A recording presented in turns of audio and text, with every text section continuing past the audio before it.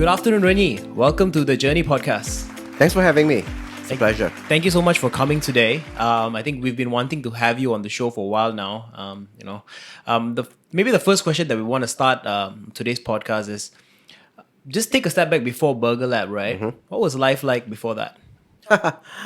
Life was a lot easier. I think disclaimer first. I'm a bit of a late bloomer. So by the time I started BurgerLab, I just got out of uni like 1.5 years to 2 years ago. But I graduated uni at the age of 29. Okay. Which is very different from what everyone has to go through. Yeah. So why am I late to uni? First is because I dropped out of uni. So I went through due process like everyone else, doing pre-U, and then I went to Australia, University of New South Wales, to do my degree in engineering.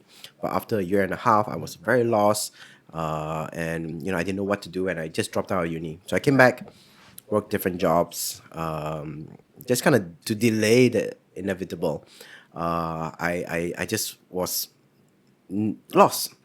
I think just like a lot of young people these days, I didn't know what I want. Yeah. But life kind of led me in different areas, whether it was working as an office boy, just doing photocopy stuff for a marketing company, or was it working in a garage, just to fix cars and whatnot. I had quite a vast experience in different fields, but never in a serious position. It was just there to pass time and just to earn a little bit of money. Yep. So when you did all this, you came back, right? That was all. This is after I came back. Okay. I couldn't stay there. I was literally deported. So as a Australian student, as a student studying in Australia, if you flunk out or if you stop uni, your visa requires you to come back immediately. Yeah. How do you feel? I mean, like, I felt like crap back then. When my dad didn't give me a good time, wasn't very. I mean, I don't expect him to be supporting, but like. But why did you choose engineering in the first place?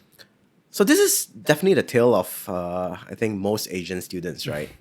You're good at math, you're good at science, and you're an engineer, right? You're gonna be an engineer or some sciencey career, right? So for me, I was good at physics, I was good at science and math. So engineering, mechanical engineering to be exact, was the choice that was encouraged, and I took it because I was like, okay, that's what all my friends are doing, and I should too.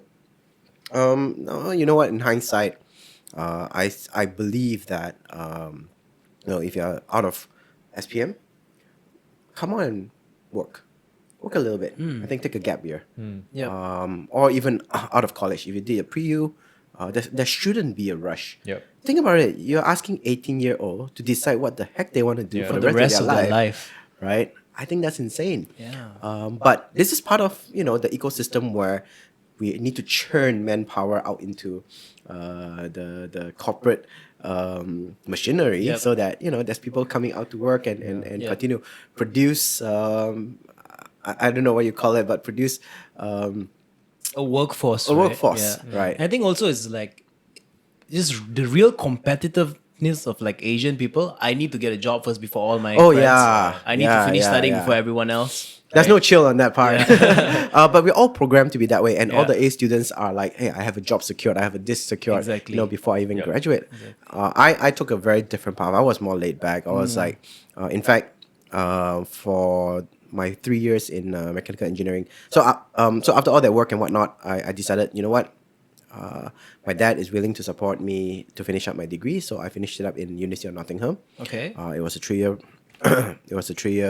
So you did engineer. So I went back to engineering because, again, that was the only thing I knew, right? And I wanted that as a safety net. I said, this time I'm just going to complete it and at least get the degree. And you know what?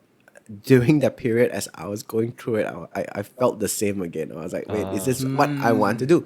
But again, I couldn't afford to fail. The second time, I completed it. Something happened along the way, actually. So, you're supposed to go do internship, right? During your summer break. Last year or something like that, right? Yeah, for engineering, I think they encourage, like a practical internship. And a lot of my friends, they were like, oh yeah, I want to go here and work. I want to go there and work. And because I was in a British university. So we had 3 months holiday. So it was a 3 months internship. Yep. And everyone was planning it since year one, right? I was like, yeah, screw this. Guess what I did? I went and signed up for Work and Travel USA. Oh, that's the Wow. best choice made, I think, right? Yeah. Did you happen to go? I didn't, unfortunately, yeah. But I How long, always how long wanted were you to. there for? So it's 3 months. So the idea is go to the States. You work for a month and Work then- for 3 months actually. You work for 3 months and then you travel for half a month or a month depending on your Okay. time. I didn't know what I wanted to do for that summer. I knew that I didn't want to be interning, and that program came up, and I was like, oh yeah, that sounds like a cool idea. And the location was what actually made me commit to it. Yeah. So a lot of people will work at whether it is Theme parks or fun something theme like that, parks yeah. and whatnot. I chose a national park, Yellowstone Wow. National Park Wow. to be exact. The world's first national park. Yeah. It was also something that was very close to my heart because as a kid, I used to watch Yogi Bear. Yeah. I was just Yogi about to Bear say that is name. from Yeah. Jellystone, which Yeah. is actually Yellowstone. Yeah. So I was like, hey, I love nature. I want to go see that part of the world. Yep. I was not interested. Honestly, I wasn't interested in LA or Seattle and San Francisco. I just wanted to be a part of nature. So I signed up for it. Best 3 months of my life. Wow. Earned a lot of money. What did you do there? I was a server. I was a server. I learned about hospitality. I learned about how to serve people. And the tipping life there is good. In 3 months, working as a server there, I earned about 40,000 ringgit.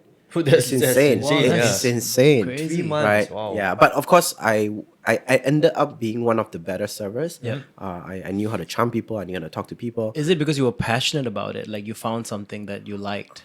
I've always enjoyed serving people. So Yeah. prior to this experience, I was working in some restaurants and cafes, Yep. and I've always enjoyed the idea of serving people. But it never occurred to me that it would be a career path because most of us have been brainwashed that the hospitality line or the the F&B line are for people who can't do science Exactly, or yeah. business.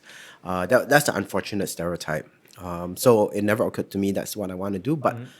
While I thought it was something to pass my time with, I thoroughly enjoyed it. Yeah. And I excelled in it. People loved the service that I gave, and they tipped me really well. That was where most of the money came from.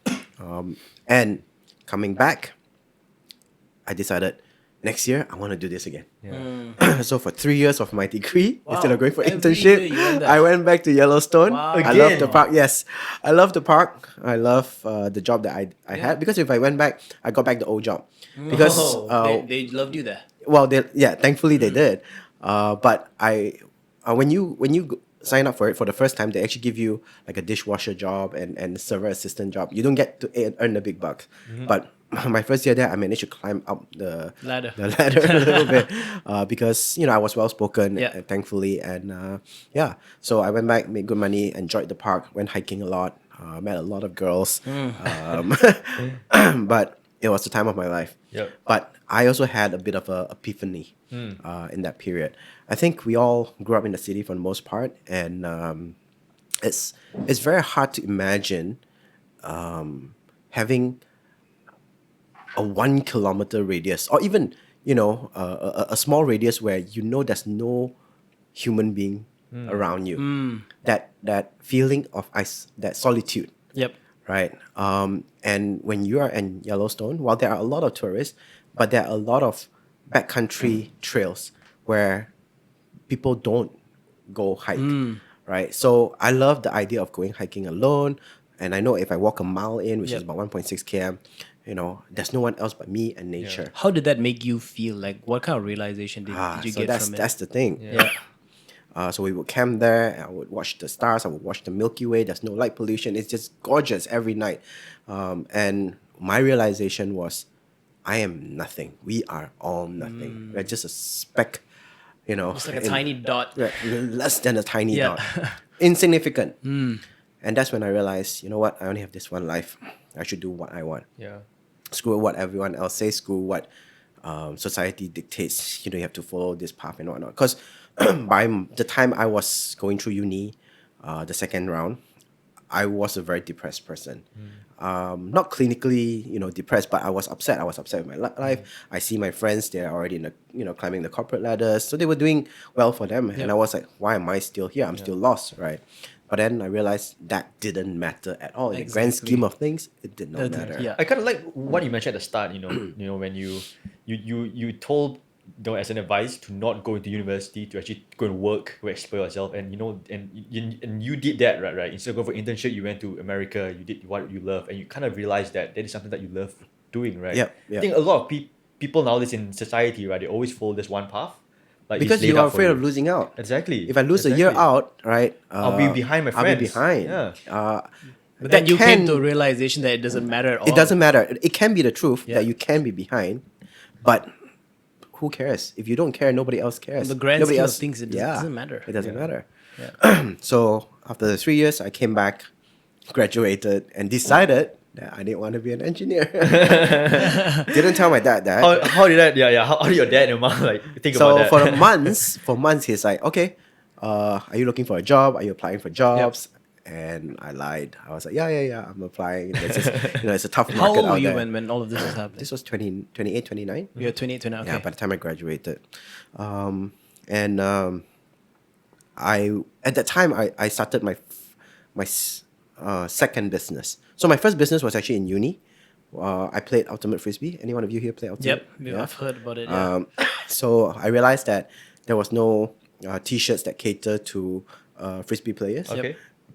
Basketball people have their jerseys, football players have their, but no one was catering to that market. So I started that. So Yep. I had a bit of side income going. So that was my first foray into business. And then my second business was actually after coming back from the States, I wanted to start a Groupon clone.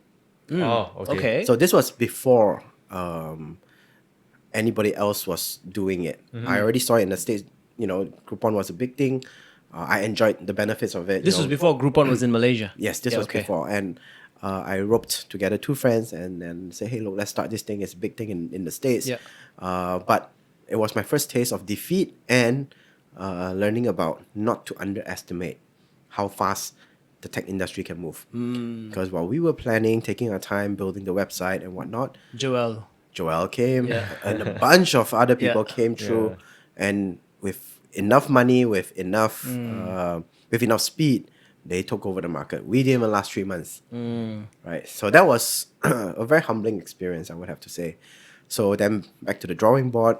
What do I want to do? So I thought back to So in the all times. these times, you were your mom and dad still don't know that you were not. I was doing looking for a job. Okay. Yeah, I was still applying for jobs. My dad was like, "Oh, I know this guy. I could get you in for an interview." I'm like, "Nah, I'm fine." Yeah.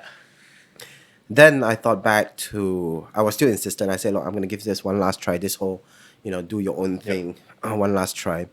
And I thought back to what truly made me happy.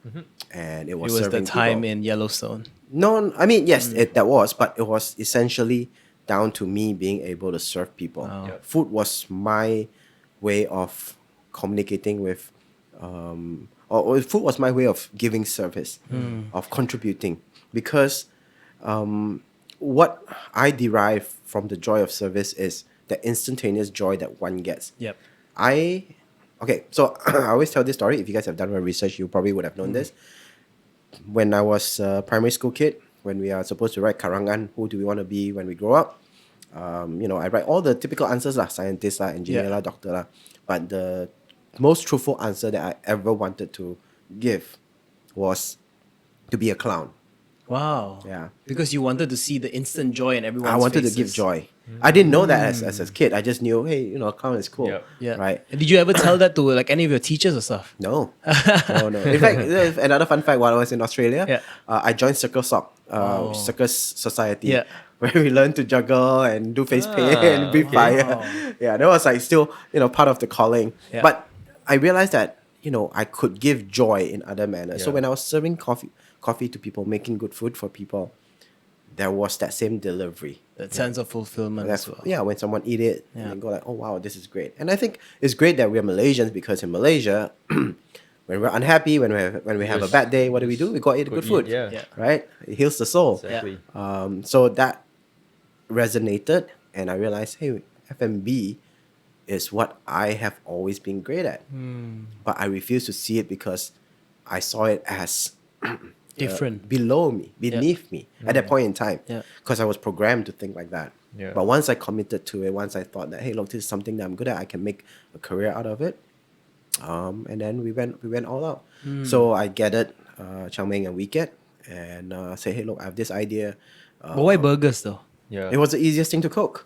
I didn't have a culinary background. But you know, at that time, burgers in Malaysia, you know, you got McDonald's, you got Burger King. It's all already here. So Yes. and then you got the Ramly yes, burgers as the well. foundation is built. Yeah, and also like what made you think that another burger joint would kind of like surpass that and kind of like take over this whole? So obviously, during my time in the States, we saw the success of In-N-Out and Shake Shack. Shake Shack, yeah. And, you know, having tried it, I knew that it was not a fast food burger.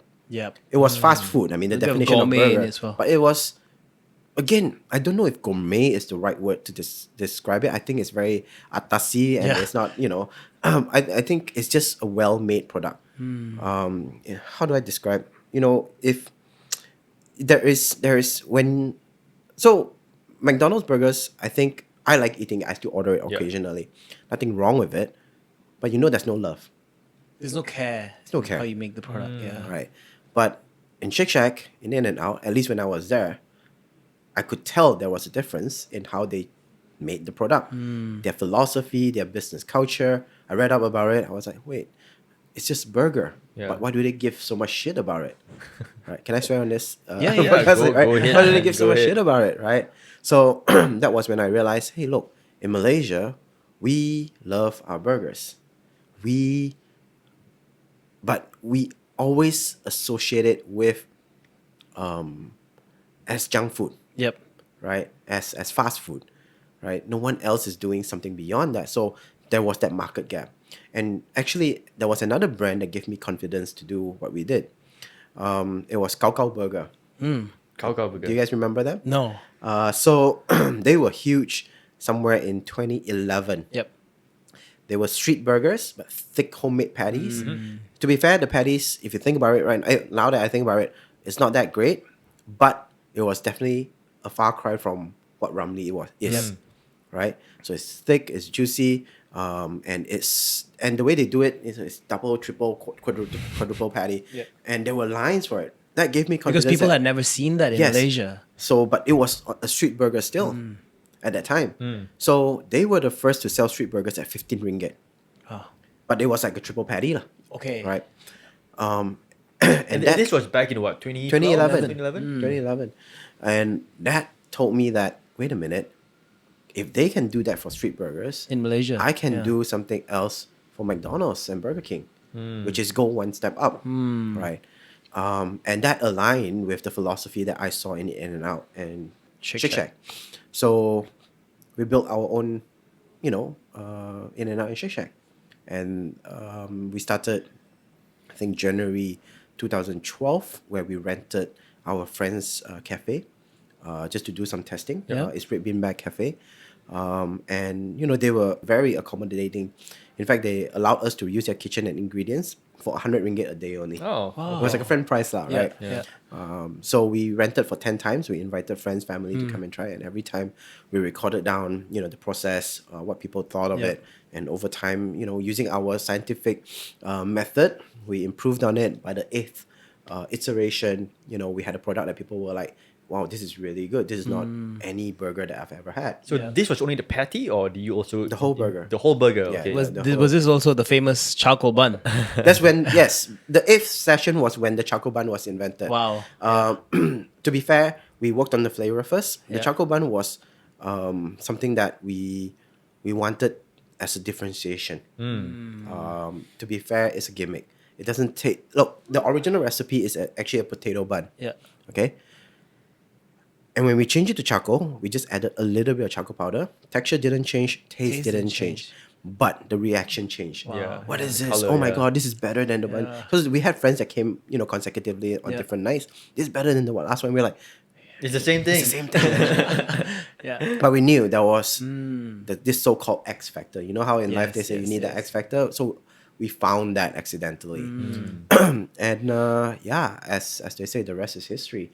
We opened in Sea Park, PJ, July 10.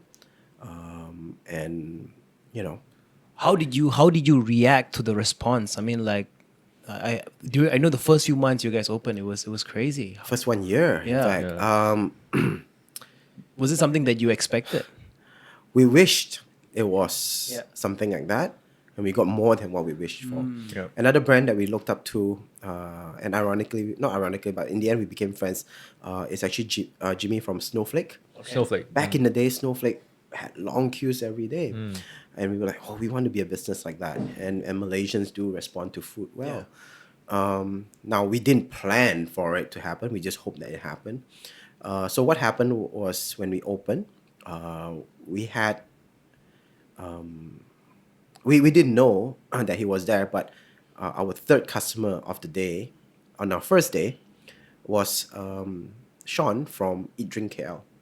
Now, this is before all these food Before influencers, they were the really TikTok big, yeah. and Instagram. Eat Drink KL basically dictates what is good, what is not Yeah. good. So he came in, he ate, and he posted on the same night On his blog. on his blog At that time, yeah. and he compared our burgers to Mona Lisa. Right? It's a masterpiece. So I remember very vividly we were at Muni at the end of the shift, just having our SS2. SS2, right? Just chilling. So you were flipping burgers as well there. I was flipping burgers. I was flipping burgers for the first 2 years. Wow. Yeah. So we were at Muni, and my friends were like, hey, Adrian KL wrote about us, right? And my first reaction, I was like, shit. Now, good and bad, it was shit. Yeah. Can you guys prepare for what's coming? Exactly. If it was bad, we can close shop tomorrow already. But the good thing is, Adrian KL never writes it's bad. But he'll write in a way where you know, like you read the underline, you know the hint is not worth to know. Okay, so it could be that bad, Yeah. or it could be shit. We're gonna be swamped tomorrow. Yep. Because I didn't think about bloggers coming, because we were open on the first day. In fact, we delayed our opening. Yeah. But that was his niche. He was always the first to every opening of every restaurant back then. Yep. Right. And because of his blog and other bloggers started coming in, the Star got interested. The Star came and interviewed us 1 week after we opened, gave us a 3-pager colored feature. And yeah. But what was your differentiator? I'm sure a lot of people would have opened like restaurants, different outlets. What is it about you that got such a huge response? This is only my assumption, right? I think first we have to accredit the color of the bun. It was the first of its kind Something different. in this region, Yeah. I would have to say. And I think the taste as well, right? I think MyBurgerLab, I mean, I've never tasted a burger like that before. Well, now I you used to have. love- But you guys were the first. Yeah. Yes. So we definitely played around more with umami heavy flavors. And I don't mean just sprinkling a bunch of Ajinomoto on it. Yeah. It's choosing ingredients that has natural high level of umami, MSG, right? We can go into this topic. MSG is actually not bad. It's just like salt Yeah, and yeah, pepper yeah. and We've whatnot. read, But yeah. we were very umami centric. Everything that we chose to put in there has high level of umami. Whether it's oven roasted tomato, whether it's a specific type of cheese, whether it's a specific type of mushroom, shiitake for the most part. This all, when it comes together, you go like, oh my god, this is like a Great great experience. flavor. Yeah. Yep. So that was one. Definitely flavors that weren't your typical burger flavor. And I think it was the right time that people, were more well traveled and they had a more developed palate. So they were more accepting to such flavors. The other one, I have to attribute it to social media. So it was the time where two things happened that I remember clearly. 3G became more affordable. And which meant that people could post pictures immediately. Yeah. Hashtag was just at the very start. OOTD, food of the day. People were starting to use social media to show off their food. So that helped us propel us into some level of internet stardom lah. People were just talking about these black buns that came out of nowhere. I think we've been speaking to a few guests, right, Scott, like recently, and every one of them credits their success on timing. right? I'm sure you couldn't plan for 3G to come up just on time when you started posting your burgers, right? What do you think about timing? Do you think that people can plan for certain things, or there's this element of luck I think you in can plan business? for it if you know that there is a gap in the market, and you roll it out. Yeah, that's planning for it. We didn't. Yeah. It just happened to be the right time, right place. So there's two ways to see it, right? The one where you wanted to replicate Groupon, right? You knew that in USA it was a big hit, but it's not a big hit here. So that was planning the time. Yes. But over now, But it was you bad going to- execution on my part. Yeah, exactly, Whereas yeah. Joel did, Yeah. successively. But what you did with Burger Lab is that you didn't plan for what is going to come, but you just did, and it just It happened. was the right right time for the burger movement to go into what in the coffee world they call it the third wave. Yeah. We were ready for something a bit more gourmet. Yeah. Yeah. Okay, I think that's really good to hear, right? Because I think a lot of people sometimes when after they fail the first business, they don't have the motivation to do it again, right? And sometimes like you just keep trying again and again. And you just never know when all of things come together and you just have like a really, really good business. Yeah. But sometimes you need to know when to stop as well. Exactly. Yeah, unfortunately, I've seen some individuals Yeah. where they keep trying, which is great, Yeah. but to the point where, they run out of budget Yeah. and they go back to work. And I think there's nothing wrong with that. You go back to work, into the workforce, a more productive and you're able to contribute more on a different scale, right? People who have ventured out. But yeah, knowing when to stop is also very important. Yeah. Unless you have unlimited budget. Because starting a business requires Budget, yeah. Yeah. And I think maybe like you can share a little bit more after the first year where you guys had like tremendous success, and I mean the year after as well. I'm sure there's a certain point where you needed to keep up to that reputation and you needed to make sure that the business was growing, right? How did you do that over the next few years? I think keeping up with the reputation and growing the business is two different topic for us. Yep. I mean, if you think about it, we're in our 10th year. And even if you don't take into account the pandemic, which is 2 years ago, we only have 6 stores. While most businesses, most F&B, if they have if they have seen the early success that they have, You would have expanded. they would have, Yeah. 50, 60 outlets or Yep. more, right? For us, Is there a reason why that you guys didn't expand rapidly? that was never the intention. It was always to serve to the best of our capability. Going back to the core values of care and love. Yes, and we need the right people in the right place to do so. Yep. Would it be easy to hire some guy and say, "Hey, you're the store manager, come and work"? Yeah. Can. Yeah, you can do it. But he might not care. He might not put in the same effort. So then as how we do you find these people who care about the vision just as much as you? They grow with the company. We talk openly about whether it's on interviews like this or within our own communication channel, that what we believe in, who we are, how we treat people, and people who are similar minded, they will gravitate to you. And when they gravitate to us, it's our duty to share our philosophy, our ideals, our ideas, and if they fit, they continue to grow. When they are in the right stage, we open new shops for them. That's what I've always said. When we open a new shop, it's not because the boss wants to. It's because someone qualifies to run his own shop. We open it for them. Okay. But of course, from an employee point of view, it's very different perspective. It's not mine per se, but we only open when there are right People to candidates manage to those manage shops. the shop. Okay. So that's the expansion Yep. part. Then your question also talks about the reputation part. Yep. I have to admit that in the first 1.5 year, there was a lot of pressure to live up to what people expect of us. And we were very wary of competition as well. Because I think within the year of our opening, up to 25 to 30 new burger brands popped up around KL, Klang Valley area.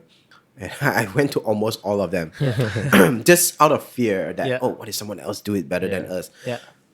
But Were you ever afraid that someone would actually, someone that's working for you will actually take the recipe? But and there open- are. There are. Okay. Look, if you look back 10 years ago, the kitchen layout and the current layout has not differed too much. In fact, one of the most signature design aspect of our kitchen is that it's always an open kitchen. Okay. We want people to look at what we're doing. Ah. In fact, so this is the funny part. I remember when we first opened, the first 2 weeks, 3 weeks, when we were like just massively popular, there were people crowding around the kitchen, taking cameras and just Wow. recording what we were doing. And I remember one or two of those fellas, and they ended up being competition. Oh, really? Yeah. Like you've seen places where they say no cameras, you can't record Yeah, this yeah, and yeah. that. But you just allowed it. We don't care. And why I didn't care was because I felt that number one, we were gonna change. You can record this today, But it may not be the same. it's gonna be few the months same later. tomorrow. Yeah. Other than the open kitchen concept, Yeah, lah, yeah. which in the end they didn't copy, right? But we do know that at that point in time, people were definitely looking at us, and it's a very Malaysian mentality. You see one success story, You wanna copy paste. replicate I mean, it. the bubble tea craze, 3 years ago Yeah. was a good example Yeah. of that, right? So reputation wise, I was afraid. I was like, what if someone else is better than us? But it slowly came to be a realization that I didn't need to compete or compare myself with the competition. It's good that we keep an ear on the ground Yep. and not be too arrogant to say that we're the best, right? But it was more important that we keep up with Your own our core standards. philosophies when what works for us. Yeah. Because we realized when they started copying us, they come off as copycats. Yep. Whether it's in how we did our marketing, how we did our how to say how we presented ourselves. So we just stayed true to who we were, and that worked. So yeah, reputation wise, we've always I try to stay true to myself. Yep. Have I grown and evolved over the years? For sure. But I don't think in at the very core who we want to be or who we are has changed too much. Yeah. I'm sure like throughout the whole process of, what you mentioned, keeping up your reputation, keeping up to your standards, right? I'm sure there's a lot of challenges that you had to go through throughout the whole time. Let's talk pre-pandemic, right? Yep. What were some of the challenges that you face, pre-pandemic in terms of growing this business? That feels like so long ago. There is a lot of pressure to scale, Pressure from? whether it is customers, hey, open here, open there, we want you here. Within the shareholders, some level of pressure. So there are team members who feel like they're ready for the next step, Yep. but we don't think so. And when we don't open new outlets for them, they feel shortchanged and they leave the company unhappily. So we were also battling that. And of course, there's the when you exist long enough, it's harder for you to stand out. There are always newer, become a younger norm. brands. You become a norm. So marketing wise, we definitely had a bit of a challenge trying to stay at the forefront as well. But these were all like I think every business goes through that Yep. cycle. We definitely didn't have too much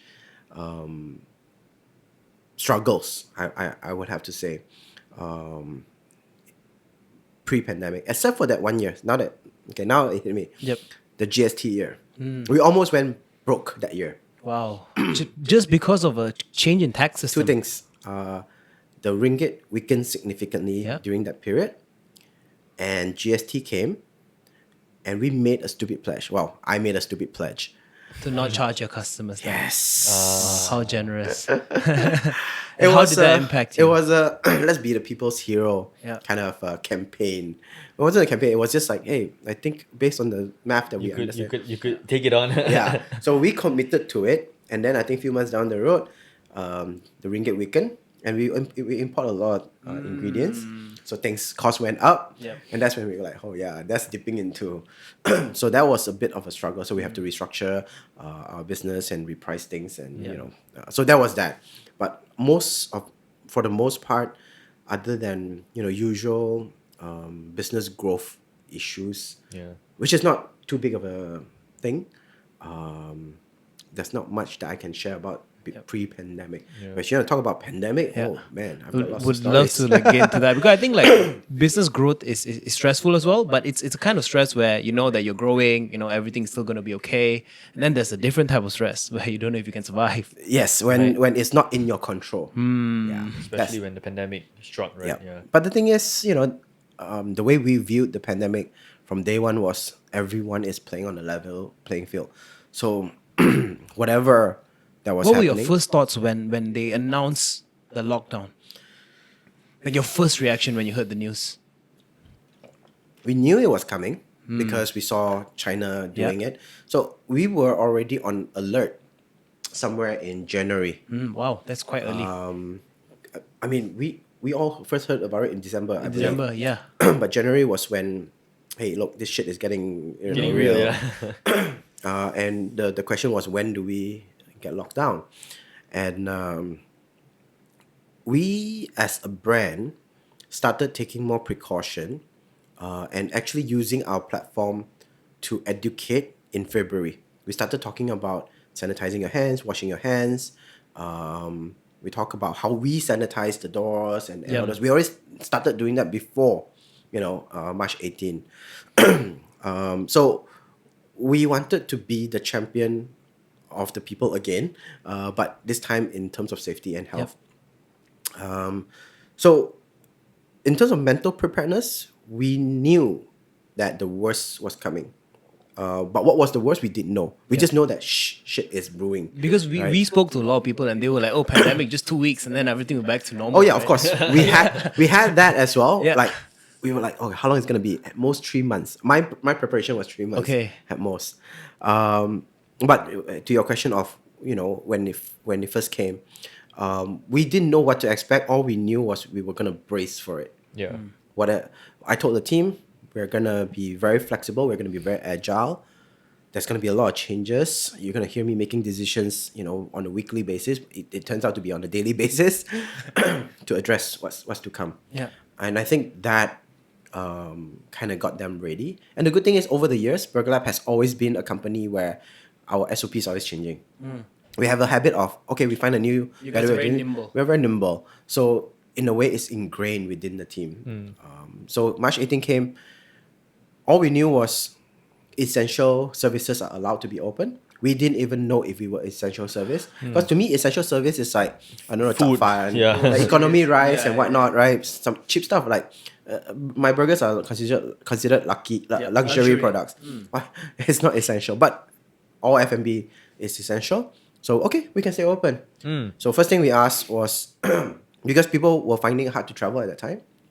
First thing we asked everyone on the team, who is comfortable to work, who is not. We wanted to know if we could run the business or not. Yep. We also didn't want to force people to be in a position of jeopardy. We didn't want them to get sick. We didn't want their family members to get sick and die and whatnot. Yeah. This is obviously pre-vaccine, right? Yeah. So assessment was, could we run the business? And 50% of people said, no, my parents don't let me out. Wow, 50%. These are mostly part-timers. Okay. So that worked out for us. Yep. So we didn't have to fire anyone Yep. or let go of anyone purposefully. Naturally, the younger ones with family support, they were able to just not work. Yep. Whereas those are on the career path, they need their work. So we're like, okay, whoever is staying, we're going to make sure you're taken care of. You're paid. No one's going to get fired unless, you F up, blah, right? But that was it. The goal was whoever that stayed works hard. We make sure you have a job. We make sure you get paid. There was no salary cut.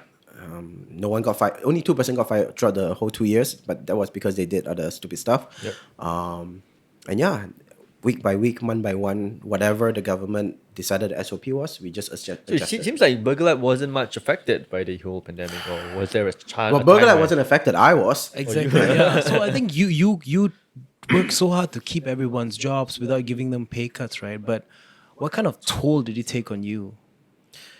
So this is a great question because I never realized what toll it took on me until 2-3 months ago. 2-3 months ago. Yeah. Wow. Because you're on a high. When you're constantly fighting, you're on a high. I realized that. But because we were also doing well, like you said, we were doing well as compared to a lot of other businesses.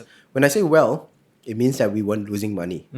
We were break even, We'll lose a little bit of money. We'll make a little bit of money. But it was just like that. Yeah. We had a lot of delivery, but you guys would have known, the delivery business, although it was great, didn't make money, but it kept the business alive, cash flow and whatnot. But for me, I was constantly on alert. I was constantly on what's in the news. How do I react to this? Do I need to say something? It was constant battle in my head on what would keep the company going. Why would people want to continue to buy from us? Next month, when the when the dining up opens up, and this was September 2021. Will people come in? What is the mindset of people? What do they want to look for, right? And we have to anticipate that. How safe people felt during which period. We at one point we worked with a nursery, and we hauled a bunch of plants into the store and segregated because we didn't want curtains and whatnot, right? So people felt safe when they were dining in, because there were periods where it's dine in, then lockdown, dine in, lockdown. So it was just all these things, and I was the one who was making a majority of the decisions. And I had fun. To be fair, I had fun doing that. But now that things have calmed down, and we have a new wave of problems moving forward, whether it's cost issues, labor issues, and we'll get into that later. I've shown signs of cracking in the head, and health-wise. Went for a health check the other day. My blood pressure was at 157. It was hypertension, basically. That's pretty high. I need to go back for a checkup. I've been sick like this for almost 3 weeks already. So the body is definitely It's taking a toll, right? taking a On the toll. whole- And I was just thinking, I was okay, but that's the thing. It was pure adrenaline, It was. right? I think it was pure Just adrenaline taking for the it, last few years. Did I have like time where I was able to take off and relax? Yeah, sure, there were, but again, the 2 years, it was just constantly wearing me down.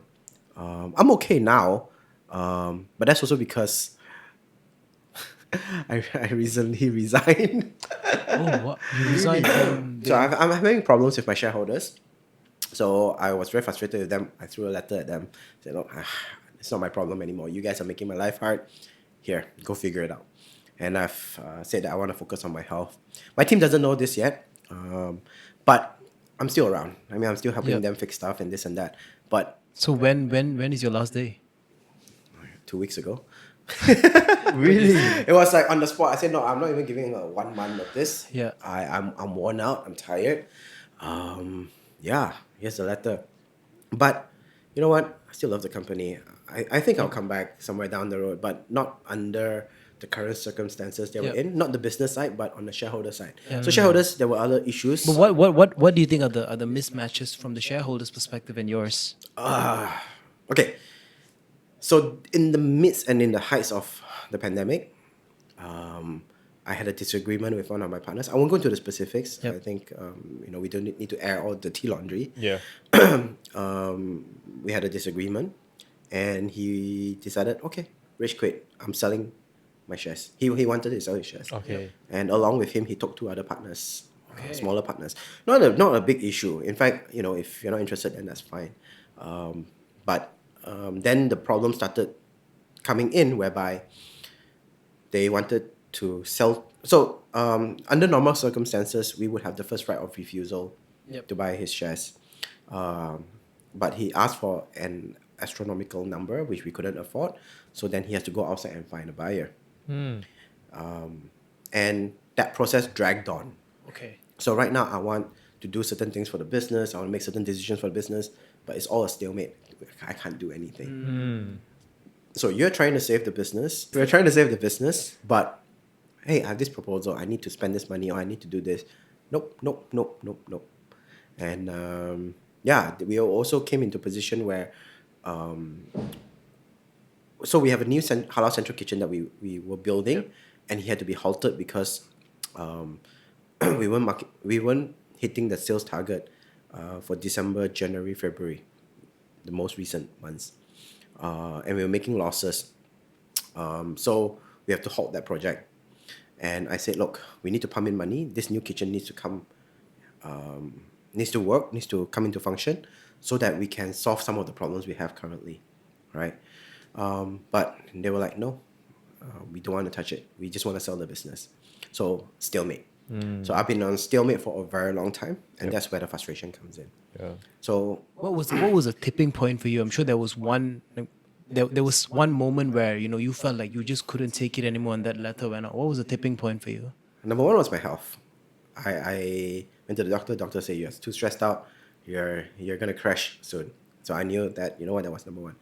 The other second point was that I've actually been putting out money on behalf of the company to pay some of the debts, and whenever I tell them, hey, look, since the company is not paying this debt, I'll pay on behalf. Can I get I just need a recognition to say that the company owes me this money, lah. Yeah. Right? And I say, look, I don't even want interest, but I'll just pay first. Yep. But nothing. There was just no response, recognition. no recognition, no like, oh yeah, we acknowledge that you paid on behalf of the company. So I felt like it's very unfair for It me. feels like you're the only one who cares about the company. I don't know if I can say this, but I knew that I was giving more than I should have. And I needed to let them know that I've done my best. And if this continues, I'm not going to be a sucker and stay on as well, lah. Yeah. But it must be hard for you, right? Starting this from scratch, building it up, and then coming to a point where you had to throw that letter. I think it must be the toughest thing you've ever done, right? Because you built this up, like. Yes and no. I think there is a belief in me that, BurgerLab will be around with or without me around.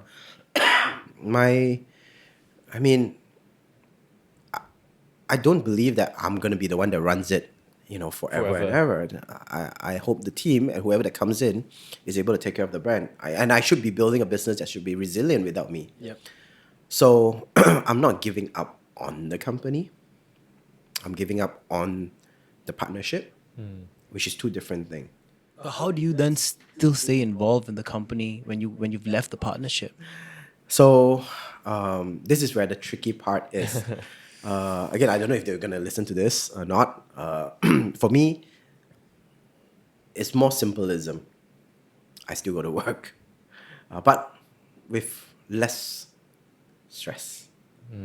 It's just like you have come to a point where you are okay with things. So basically, you're just no longer a partner, but you're still an employee I'm still of a the partner. company. I mean, my shares are still Yep, there. exactly. But I'm telling them that, look, if whatever happens to this company, I'm not responsible liable, for it. lah. I'm not liable for it. I already told you I'm not. Yeah, if the team still comes to me and asks for advice or decision making, I'll be like, yeah, do this. But I'm not actively making future decisions. I've stopped making active future decisions. Does that financially impact you? It's already financially impacted us for the last few months. And like I said, I put up almost 150,000 ringgit on behalf of the company without, being acknowledged. So for me, I've done what I can, and I've no regrets, lah. Yeah. So for me, letting them know I'm not gonna. So why they are behaving as such, the way I see it, is because, as long as I'm running the ship, they can sell the business. Whoever that wants to buy, I mean, right now, I don't want to sound egotistical, but BurgerLab to some extent is synonymous to me. Yeah. Right? And whoever that they want to sell to has to come and talk to me. Right? But right now, without me in the picture, hopefully they appreciate me being there, from times before. But yeah, at least they're coming to the table now and having a chat. Prior to this, I'm like, guys, I need to talk to you guys. We need to have a meeting. I'm ignorant. So it's not Is a this very what you good meant place- earlier during the show when you need to know when to quit? Yeah. Yeah. And being able to quit without regret, it's the most liberating feeling ever. I thought I was the BurgerLab guy. I thought, this is with me forever. But when I made the decision to prioritize my family, myself, my own welfare above anything else, I still care for my team. Look, why I haven't told them yet is because I don't want them to feel like I'm not a part of it anymore. But they know my heart is still there. They know. And it'll always be there. Yes. But right now, because I need to deal with the partnership, we need to clean up that mess. the thing is, we cannot clean up the mess if you don't come to the table, which they refused to do until I had to do. This is like a triggering point for everyone to start talking. Yes. And it's sometimes it takes that. Sometimes it takes you to Exactly. do drastic actions for them to actually. And do I think they were something. betting that I would never do it, but it came to a point where I was on a breaking. I was at a breaking point. I was like, you know what? It's either I, crash and burn, or if we do it together. But Ren Yi, just for our audience, right? I like the point where you brought, you need to persevere, and you also need to know when to quit. How do you know? Let's say, for the general people listening, right? How can someone know when is the right time to quit? I have no advice. I don't have the perfect answer for that. I don't dare advise. You know when you know. Yeah. I think everyone has a limit. We all fight for what we love, but there's always a limit. If it comes to a point where you harm yourself or you cannot take care of yourself or your loved ones, then that's the limit, I feel. Yeah. Yep. Heavy, I know. It's heavy, yeah. It's heavy. Like I didn't expect to hear this. I think Yeah. I think a lot of people will be shocked, right? Yeah, I guess so. But like I said, I'm still around. I do plan to come back. Yep. But this break, and I stated it very clearly in my letter, is for my own health. Yeah. If I continue on, I know myself that I'll continue pushing, I'll continue to show at work, but I might one day be found dead in the office. What's the point? What's the point of all this? Yeah. Right? That is- So, yeah. I mean, if Steve Jobs can, get out of Apple and come back again and make a comeback, right? He came Why back. not? He came back a different person. Yeah, exactly. He came back a different person. But he died later on, but still. yeah. Yeah, but I think what he mentioned was something that you mentioned earlier as well, right? That him realizing that he was gonna die and that he was not gonna be here forever, and no, we're just a single dot or smaller than a dot. Yep. Actually, made him do his best work, right? Actually, made him not think about what people spoke about, cared about what people said, Yeah. and did his best work during that period of time. Exactly. Exactly. I think we all need to realize that. And I think to the core we do, but sometimes we get caught up in life and we forget about it. Okay, so wow, I think it's a lot to process, but Ren Yi, I think the past 45-50 minutes, it's been a real pleasure like talking to you. Normally before we end the podcast, we ask one question to our guests, right? So I think the question today would be, let's say if a business was really, really struggling right now, right? And they were the ones who grew the business, it's their child, right? What is your advice in terms of, persuading someone to persevere through the challenges? What kind of mindset should they have? Oh, you know what? If the MCO or the lockdown has taught me anything, taking a break or walking away from the business is not all bad. I've seen a lot of business people who decided, you know what, it's not the right time to continue fighting, save their resources, cut off, an arm and leg or whatever that needs to be done. And then now they're back in business and doing better So it's than before. take a break, right? Just Take a break. Again, I don't think there's one advice that fits everybody. It's going to be different for all. Yeah. But for anyone that thinks that post MCO or post pandemic, things are going to go back to 2019, it's not. We're going to have another 2 more years of fighting for survival. But it's just a different. We're fighting recession. We're fighting, mainly recession lah, right, and potential wars here and there. But it's a different battle. The lockdown was, we couldn't move around. We were stuck. We were, things was at a standstill. Now, you're still fighting, but on the train, and it's like moving at 300 miles per hour. Yeah. It feels like that. So, I don't think there's an honor in continuing to fight on if you don't have a clear solution in the next 6 months to 1 year, because it's gonna be a long, tough fight. So it's more like, pick your battles. Just make sure that, you win the war eventually. Yeah. Okay. And reach out for help. Reach out for help and take care of yourself. That's the most important. Yeah. Too many times I think entrepreneurs like to kind of internalize things. Yep. And the wife might not even know what the husband is going through because he's just taking all the Especially hits. guys, right? I think guys really struggle girls- to like, open themselves up. Yeah, but there's this front toxic and you put masculinity. masculinity, Yeah, yeah. that we gotta toughen it out. We gotta show them that we're okay, but it's not. Yeah, vulnerability I think allows you the opportunity to heal. Yeah. And I think I wish you all the best, Ren Yi, in your journey healing as well, right? I'm sure the company is going to come back stronger than ever, with a more healed, you're going to be a lot more productive as well. So we're going to wait for that to happen. It'll be fine. It'll be fine. Yeah, I've built it to be resilient. If Yeah. it can't survive without me, then I've done it. A lot. I've done a lot of wrong. Yeah. Okay. All right. Right, Thanks, so Ren Yi. Yeah, Thank thanks you been so a pleasure. much, Ren Yi. Thanks, guys. Like, it's been so refreshing. Thank you so much. You're welcome. Thank you everyone for listening to this podcast episode. I hope it has brought you tremendous value. Do share this with your family and friends so that we can help inspire them as well. Together with the journey, let's go out there to aspire, inspire, and perspire.